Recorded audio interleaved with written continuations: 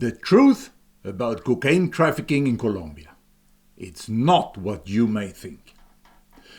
I had some idea about what it was like after many years following the resistance in Venezuela. I knew that the Cartel de los Soles, the military drug cartel in Venezuela, was one of the most powerful in the world, and that it was led by Diosdado Cabello, the vice president of the party.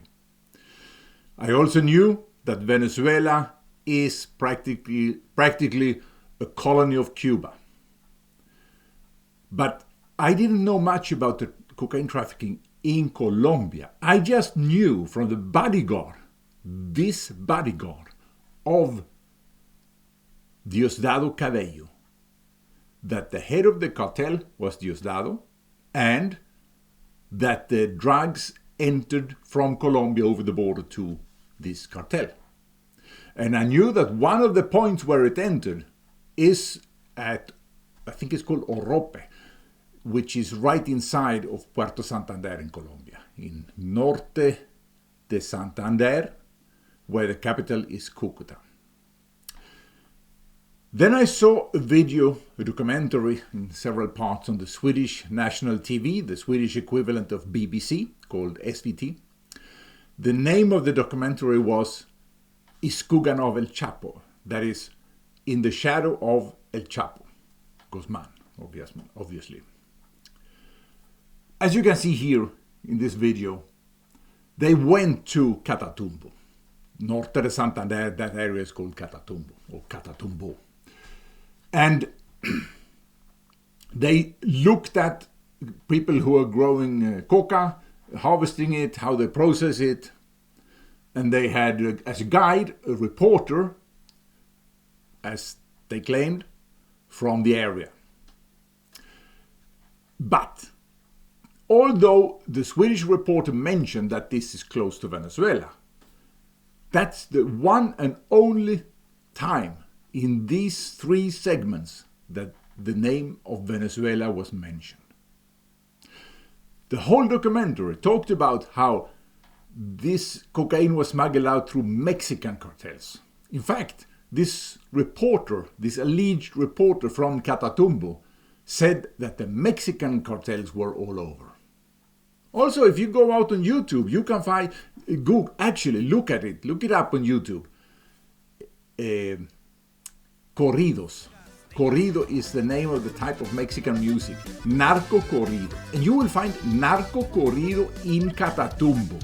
Yo soy del Catatumbo. Which are glorifying drug trafficking.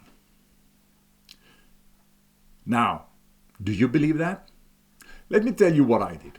I decided I would make a little video on YouTube just commenting on this Swedish documentary.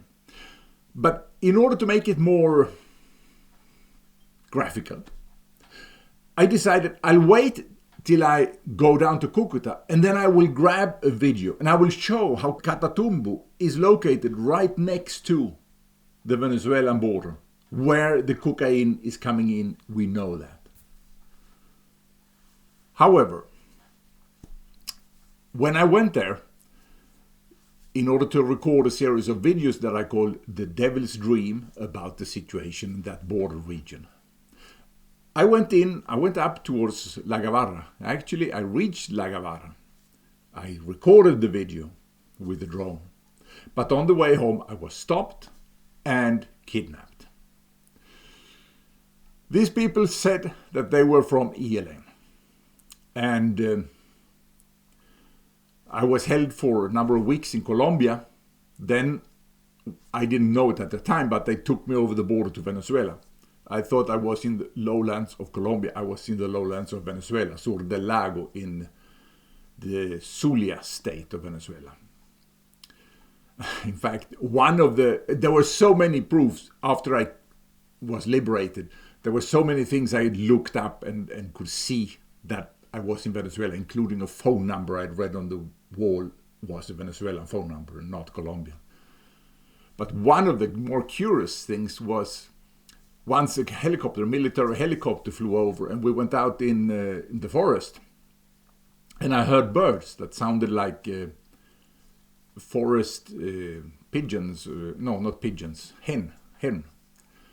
And I asked, what's that? They sounded like kakaraka, kakaraka, kakaraka, something like that. And they said they were called caraca. Well, after I became free again and had time to look into it, I asked some Venezuelan friends, what could that bird have been? And it's the, what's the name of it? Chachalaca, or something like that it's called. Chachalaca, I think it's called, yeah. And a specific species of it, the one in Colombia has a different sound. You can hear the distinction from the sound. So without a doubt, I was in Venezuela because that's where that bird is, not in Colombia. Well, anyway, while I was in Colombia, I was in a base that they had in 3 different houses. The first one, I could see the horizon. In one direction first I saw some hills. And then in another direction, the next day when it was clearer, less humidity in the air, I could see some hill in another direction. And then one of the days it was very clear and I could see some mountains far away. But between these, there were like hills, so I couldn't see the complete horizon. Only in those 3 directions could I see it. And those mountains far away had a very characteristic profile, like up like that and down a little bit up again. And then one day when they took me to another place, well, the second place I was like in a little, it was closed in, so I couldn't see any mountains around. But I noticed it was a saddle point, because on one, it was like in a valley, but on one side of the house, the water ran in that direction, and on the other side, it ran in that direction. So we were on a saddle point, and apparently rather high up because I couldn't see any mountains around. And I knew I was close to the other place because we had walked there. And then they took me walking to another place, and I counted the steps, 865 double steps. And once, right when I was arriving, I stumbled. And that made the blindfold, because I was blindfolded every time I was outside. Except in the first 2 places I was allowed to look outside the house. But then I was blindfolded when we were walking, and so when I stumbled, the blindfold moved a little bit from the jerk, and I saw out under the eye. And by a coincidence that's incredible, I was right at the edge of what is a landform that's called cuesta. Geomorphologists, we call it cuesta, like the Spanish name. And I was right on the slope and saw down in the valley and saw the river. And I knew where I was, because that's a cuesta that's next to the Rio Catatumbo. So I knew where I was along that cuesta. I didn't know exactly where.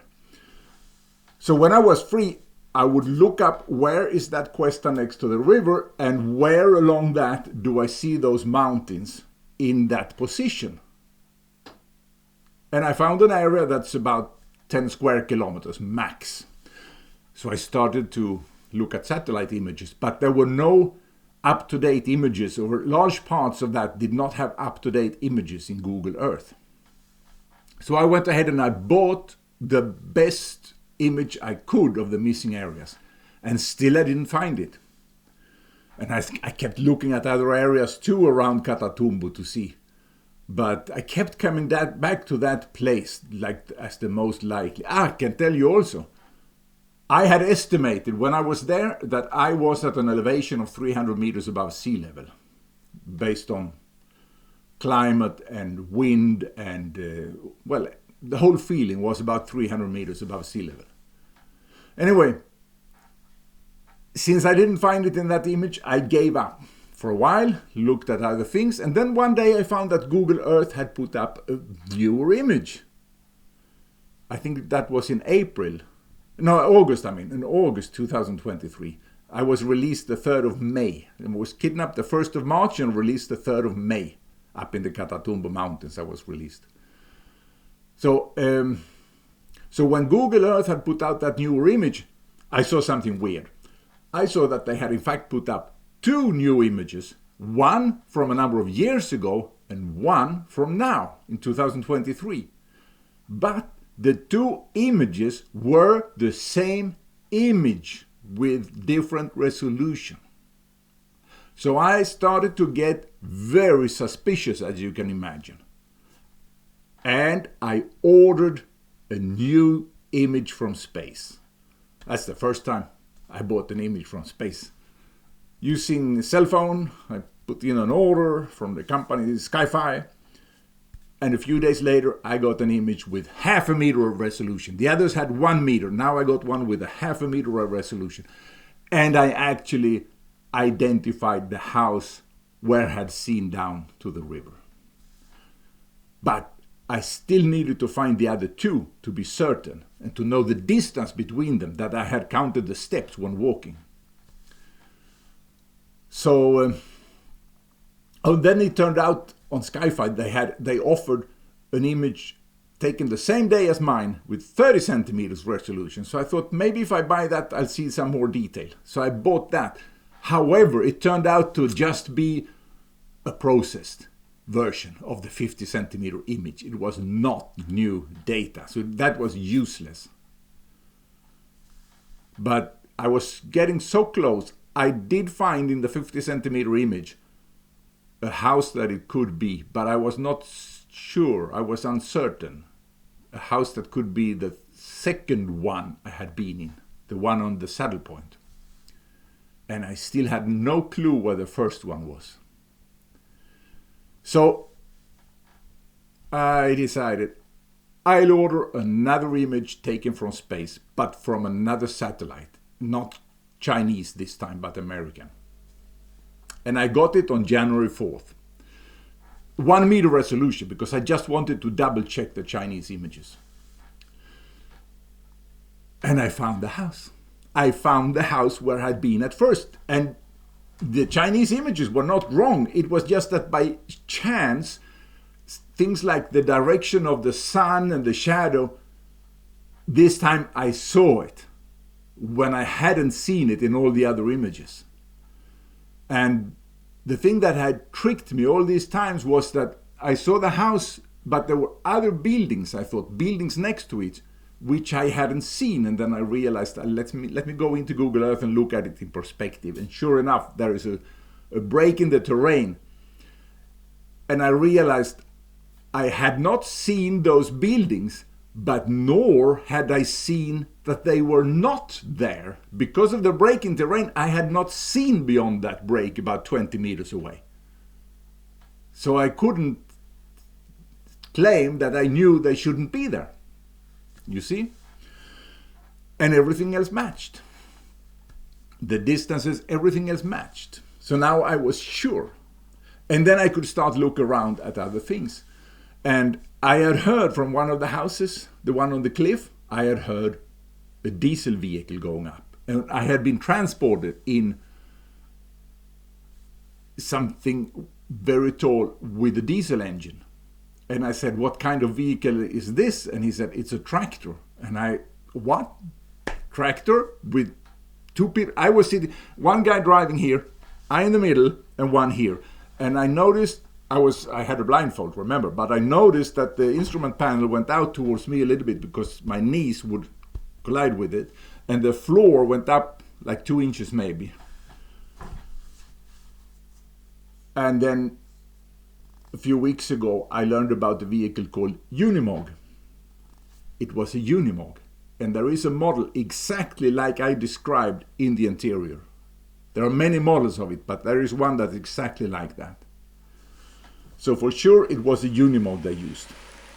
And then I looked at the satellite images of the wheel tracks because there was a dirt road going down the cuesta to the river. There's a plain next to the river, floodplain. And the wheel track matches what the Unimog would have. And there's a lot of coca plantations down there. a lot. We're talking about many square kilometers of coca plantations. When I was in that little cabin, I had to go out to the forest because there's no bathroom, and when you have to do number 2, you have to go out in the forest. I was blindfolded as always, but when I walked out, I heard that I was walking by a couple of the guys doing something next to me, that it was some kind of shed with plastic. I heard that from the sound, and I felt a strong smell of an organic solvent. When I saw the satellite image, it turns out that it's a little shack there, and next to it there is a little dirt, a little pool, a little pond, we could call it, which I believe is where they get rid of excess gasoline. In other words, this is a place where they process coca. And when you look a little bit further up, there is a bigger installation. So this is a major coca processing area. Now, they told me that they are farmers. They asked me, what will you say when we release you? And I said, I will tell the truth. The truth is that the elder ones among them were telling me that they are not involved in cocaine trafficking, that only the local farmers cultivate that, and they just patrol the area so that the mafia won't come. The mafia being the cocaine cartels, the drug cartels. Their sworn enemy are the paramilitaries. And that's basically the same thing as the Clan del Golfo for the drug cartels, as far as I know. But the younger guy, one of the younger guys told me, 98% of the cocaine from Colombia goes to Venezuela. Their messages were not the same. I feel I got the truth from the younger guys and not from the grown-ups. So let me tell you more what I observed and what I have found out after. I was held by them, I was taken to Venezuela, I was interrogated by people in Venezuela. They told me Venezuela, Cuba, and Nicaragua are revolutionary governments. And the ELN is revolutionary, so they are together. One of the young guys also told me the cocaine is a weapon against the empire that is the United States. Another guy told me there is no difference between the United States and Europe. So what we can see of this is that Cuba, Nicaragua, Venezuela, ELN, they are in an ideological fight. One of the young guys lent me a book by Che Guevara, the speeches of Che Guevara. He's a fan of Che Guevara.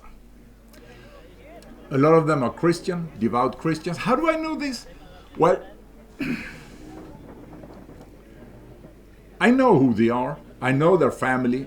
If anything happens to me or to my friends, that will become public, but not now. Because my intention here is just to tell the truth about what's going on. And the truth is this. This area, the Catatumbo, is the #1 cocaine producing area in the world.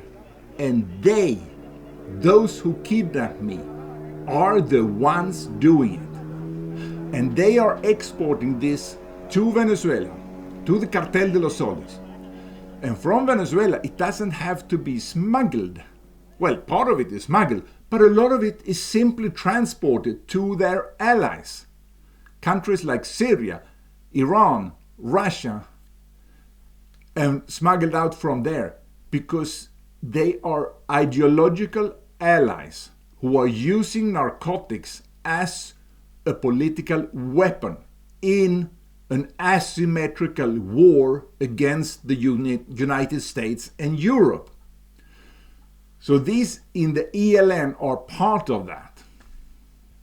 I could tell when they had been cooking cocaine because they were happy for a day or two after. Even though they didn't consciously consume cocaine, they were affected by cocaine. And what is the effect of cocaine? It kills the conscience. It makes people unable to see the difference between good and evil. And they see the fact that they are successful proves to them that they are with God. And the evil, they don't see it because the cocaine kills the conscience. And that's why cocaine is the devil's dream. As a drug, it is the devil's dream. They are selling it, and the rich and powerful in the United States and Europe are consuming it, and it's destroying their conscience. Cocaine is the devil's dream. So that's what's going on in Colombia and Catatumbo. Furthermore, they are infiltrated, especially in organizations such as refugee organizations, human rights. They are infiltrated in order to see who are fighting against them. They are here in Sweden as well, and of course in the United States. Another part of it is the Venezuelan campaign against Guyana. It turns out that in the negotiations between the government in Venezuela, the dictatorship, and the opposition to hold presidential elections later this year, 2024, that those negotiations were held in Barbados. Norway was there. But you know who else was there? Russia. And you know what they agreed to?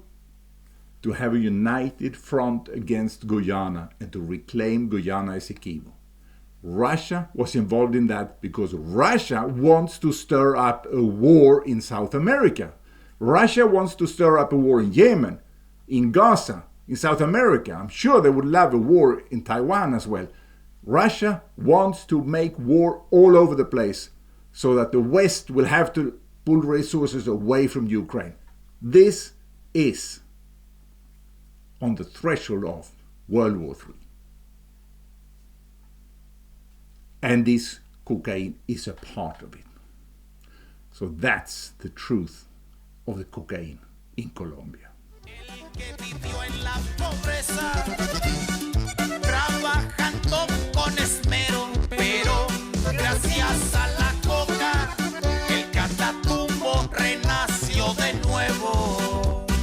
Y es que el gobierno es el culpable de que en el Catatumbo se haya sembrado coca, porque es que el Estado ha olvidado por completo